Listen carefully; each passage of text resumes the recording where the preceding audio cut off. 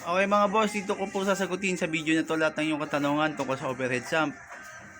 So, ang overhead sump po ay nagpipilter ng tubig sa ating aquarium para hindi rin ho tayo mahirapan mag-maintenance ng paglinis sa ating sa ating tank. Ayun ang kagandahan ng overhead sump, no. So, ito rin ay good source o housing ng beneficial bacteria. Yung beneficial bacteria po, yan po ay tumitira sa mga media na ilalagay natin sa mga chamber, no? Ang beneficial bacteria po ay siya ang kumakain sa ammonia sa tubig. Yung ammonia po kasi yan po ay galing sa mga poop ng mga isda, no? Pag ang tubig ay marami ng poop, tumataas ang ammonia, no? Akala mo malinis yung aquarium nyo kasi malinaw, pero yun pala mataas na ang ammonia. Tapos magugulat na lang kayo, patay na yung isda nyo kasi masama po sa isda yung ammonia, no? So kailangan meron kayong pang-kontra doon. So ang pang-kontra doon ay yung mga beneficial bacteria, dahil sila po ang nagpe-penetrate o kinakain nila yung ammonia, no, para mawala sa tubig. So mas maraming filter media, mas maraming beneficial bacteria, mas maganda, no? Kung wala ho kayong maayos na filter, siguro, tapos magpapasok kayo sa hobby ng pag-aquarium, siguro pagsasayang po ng oras.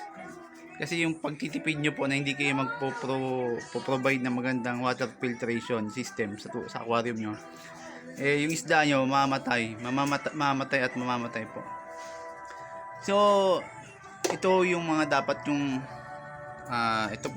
dapat sa isang sump. Kasi marami ho na mga sump, marami hong gumagawa ngayon ng sump, ang problema ho, umaapaw, no? Kasi marami ho kasing, sabihin natin, marami na ring gumaya o marami na ring gumawa. Akala kasi nila ganun-ganun lang paggawa ng sump, na so maggagawa ka ng parang kahon, tapos maglalagay ka ng mga divider, ganyan. Okay na, hindi ho ganun. May mga tamang sukat to ang mga divider, no? Akala din ng iba porque sobrang taas ng sump, na akala niya porque mataas yung sump hindi naaapaw. Hindi ho yun. Kahit gaano ho yung kataas ang sump nyo, aapaw at aapaw yan pag mali yung unang harang sa tubig. Pag mali yung clearance niyan, kahit kasi meron akong mga buyer, sabi nila nakakita ko sila ng hindi raw aapaw, mas mataas daw dito sa gawa ko. Kahit to sobrang taas, pag mali itong divider na to, aapaw rin yun. Pati yung lapad, pag yung lapad hindi gawa 5 inches lang o kaya 4 inches, may mga ganun kasi, no? Tapos mataas, hindi ganito ipapaliwanag ko po. So para hindi po mapawang sump, no, ang unang-una dapat merong lifter. Kasi yung lifter yan, yan yung nag-aangat sa filter bowl. Kasi po ang filter bowl, once na nakasayad, tapos naiipon na yung dumi, nahihirapan po rito lumabas yung tubig, no? Ito lang yung clearance ng tubig para lumabas. Kaya pagka 60 kasi yung filter bowl, pag walang lifter ang tinatawag, yung ganito na nag-aangat sa filter wall, aapaw po itong nataas masyado yung tubig dito, may tendency umapaw. Kaya kailangan yung filter wall ay nakaangat para dito sa portion na to makakababa yung tubig bago maalwan na lulusot dito. Yan ang purpose niyan. Importante ho yung lifter, no? Kahit matrabaho yan, tinatsaga ho natin lagyan ng mga sump natin ng ganito, no? Marami ho kasi kayo makikita ngayon na gumagawa ng sump, wala akong ganyan, dinadaan nila sa taas, no? So ipapaliwanag ko po na hindi yun nakukuha sa mataas. At saka pangit po yung mataas na sump, mukha hong beta tank yan sa ibabaw ng aquarium nyo. Kasi po, yung iba nga hong matatagal na sa pinapababaan pa nga nila yung sump nila, pinapalowered pa nga nila kasi nakakasiwa daw talagang tingnan pag sobrang taas. Ito yung sikreto para kahit 5.5 inches yung sump di apaw, no? Itong unang divider, dapat ang clearance niyan ay simula sa pinakatuktok ay 2 inches No? 2 inches may higit. No? Ito wala to kasi malapad kasi ito, customized ito eh. Pero 2 inches dapat. Ito almost, ito. Kung nakikita ko nyo yan, 2 inches ho yan. Na? Bakit 2 inches yung sa unang pantrap ng tubig? Kasi ang tubig ho kasi, pag malakas ay may higit 0.5 ang taas. Ganyan Ayan, kunyari ito yung tubig. Pag lumusot yan dito, mga ganyan pa yung kataas. Minsan ganyan pa yung kataas. No? Kaya kailangan 2 inches. Ngayon, sa iba kasi dinadaan sa taas, pero itong pantrap ng tubig na una, 1 inches lang yung clearance. No, mga ganito lang ang clearance nila sa taas. Marami ako nakikita. Kaya, ganito lang imagine nyo na natatakpan ito imagine nyo na 1 inches lang ang clearance mula sa pinakataas. Yung tubig pa ay tatawid pa. O di ba? 1 inches lang yung clearance mo, tapos yung tubig mo lilulusot pa kasi may taas pa ang tubig pag lumusot. So wala nga ninaw, di ba? Kahit gaano kataas yung sump nyo, once na mali itong unang divider, mali yung taas, walang 2 inches. Minsan 1 inches 0.5, delikado pa yun Pero pinaka talaga, delikado, yung 1 inches lang clearance, ang tubig ho nun ay pwedeng umapaw. Isa pa pong detalye para po, ang sampo ay dapat, yung mga pantrap niya ng tubig, sa iba ho kasi, ay makakita kayo, may mga gumagawa na halos pantay-pantay. Pantay-pantay ang marami ako nakitang ganong sump, no? Pantay-pantay. Hindi po pwedeng pantay-pantay kasi aapaw 'yon. Kasi dapat ang tubig may daloy pababa, no? Kasi pag ang divider nyo pantay-pantay, kailangan dito ng bigat para yung tubig paapawin, lumusot doon. Once na pantay din yung kasunod, kailangan pa ng mas mabigat na pwersa ng tubig para lumusot yung tubig sa kabila. Kasi pantay-pantay divider walang kusa na daloy pababa. Ang nagtutulak ng tubig papunta sa dulo, sa butas, pabalik dun sa aquarium nyo, yung bigat dito. Kaya kung pantay-pantay ho ito, may tendency yun dito aapaw. No? Ang ginagawa ng iba, dinadaan, mayroon dito nakalapag, no? Nakakasiwa po yun, may nakalapag pa rito, na isa pang parang box. Isa ba tinataasan, no? Hindi kailangan pantay. Kasi dapat kasi may pababa. Hindi biglang baba. Ang clear lang ho yan. Wala akong 0.5 ang baba niyan. Parang lang, 0.3. Yan. Na, pababa lang ng konti, okay na. Meron din gumagawa na, tandaan nyo, dito, ganyan kataas, biglang sobra naman baba.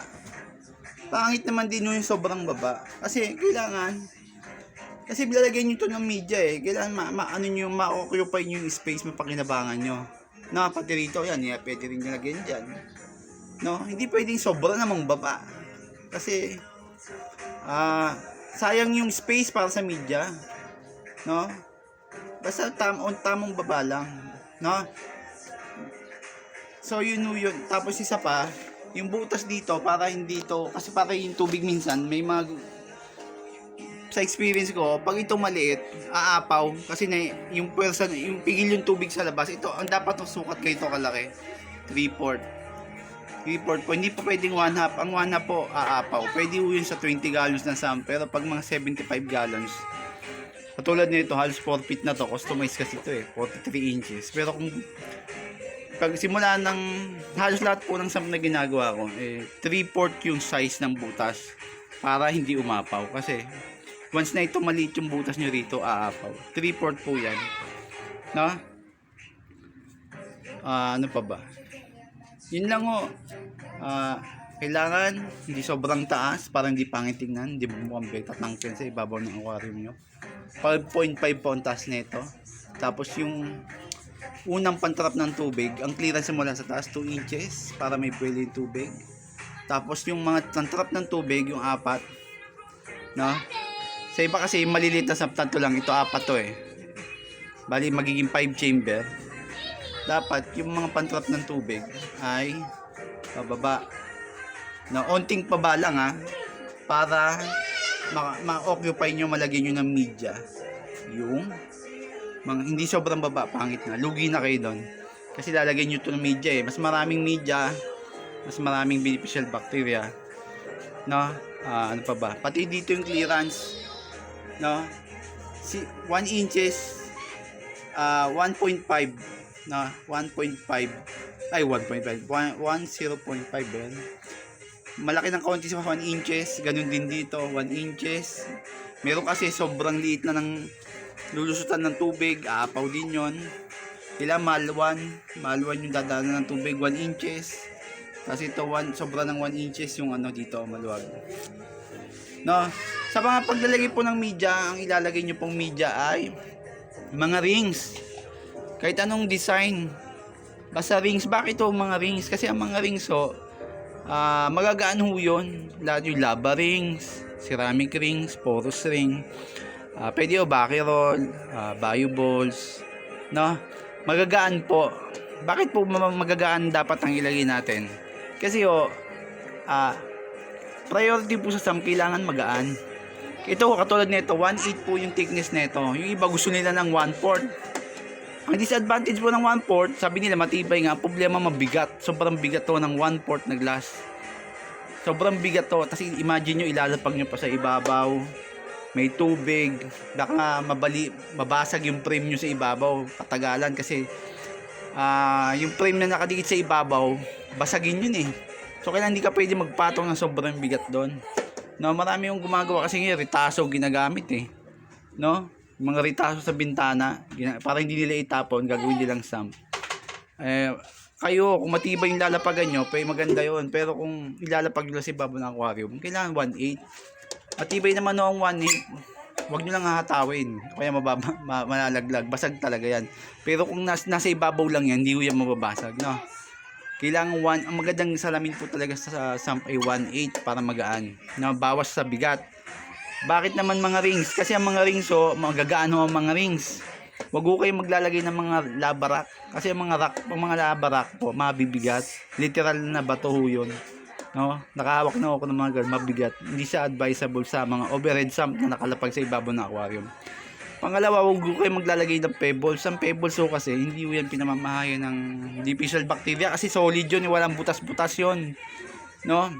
Hindi sila doon kumakapit. At saka ang kapangitan ng mga pebbles, hindi nakakalusot yung tubig kasi sobrang liliit ng pino.